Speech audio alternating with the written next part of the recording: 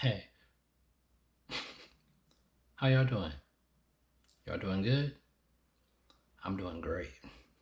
Staying high vibrational, staying tapped in, not tapped out. But a lot of this ritual or this action, I would say, that you people perform and have no idea what y'all doing because y'all can't even remotely comprehend the action y'all taking place in. This is marriage in its realest, truest, rawest form. Rabbi Mintz was discussing marriage is working out. You have an online question, and that is a marriage of Isaac and Rebecca. Isaac was decades older than Rebecca was. How did that work? Well, two things. Number one, the maturity of those times are much different than now. Even Rebecca was only 3 years old when she got married. A 3-year-old then was equal to, who knows, probably a 20-year-old today. The maturity level was much higher than it is today. It wasn't like married a little girl 3 years old. That wasn't the case at all. Even physically, she went through the water for all the camels. So she was a little girl 3 years old. How could she control a little girl? So physically, she was certainly much stronger, and spiritually, and her maturity level was much stronger than the 3-year-old today. We can't compare it. That's number one. Number two, the whole idea of marriage was a lot different than today by many people. Marriage was not just getting together, enjoying each other, and having good times. Those times, good times means getting together, serving God, having a family that's going to be a family of Torah and abiding by the laws of the Torah. That was what the purpose of marriage was, to have children, to bring them up according to Torah standards. So the whole idea of marriage is a lot different than today. And therefore, even things today seems like a mismatch because people are not on that level of greatness to make a marriage work according to spiritual standards.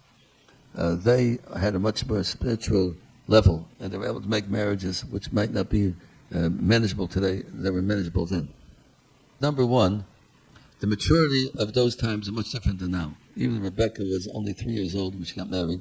A 3-year-old then was equal to, who knows, probably a 20-year-old today. The maturity level was much higher than it is today. It wasn't like married a little girl 3 years old. That wasn't the case at all. Even physically, she went through the water for all the camels.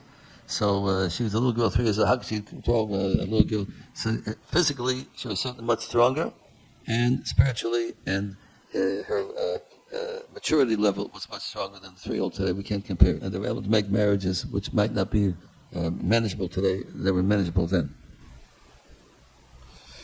Okay. Mishnah, whatever the Hebrew is there, it has already been established in a previous Mishnah above 10b that a woman who is presumed to be a virgin at the time of her marriage is entitled to a ketubah of 200 denarim, whereas a woman who is presumed to be a non-virgin at the time of her marriage is entitled to a ketubah, marriage agreement is what a ketubah is, of 100 denarim, a minna, whatever. The Mishnah we are about to consider continues in its efforts to determine which women are considered virgins for the purpose of the ketubah and which are treated as non-virgins. If a grown-up man has intercourse with a less than 3 years old, are you seeing this? And they're not condemning this. Or if a young boy less than 9 years old has had with a grown woman, or if a woman has been injured by a stick and as a result has been ruptured, in each of these cases the woman is entitled to a ketubah of 200 denarim when she marries. Okay, and you can keep on reading there. You can pause it and read it if you really want to. And she saw blood. Then he had another relation with her after she was 3, and again on Matzadam.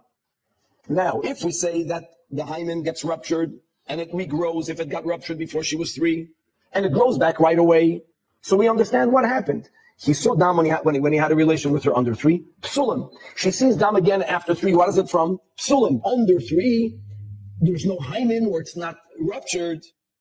It only happens el la'achar gimel So really, what we're focusing in is not the fact that he had a relation with her after she was 3. If a man has a relation with a girl under 3 and she sees dam, that's the nafkamina.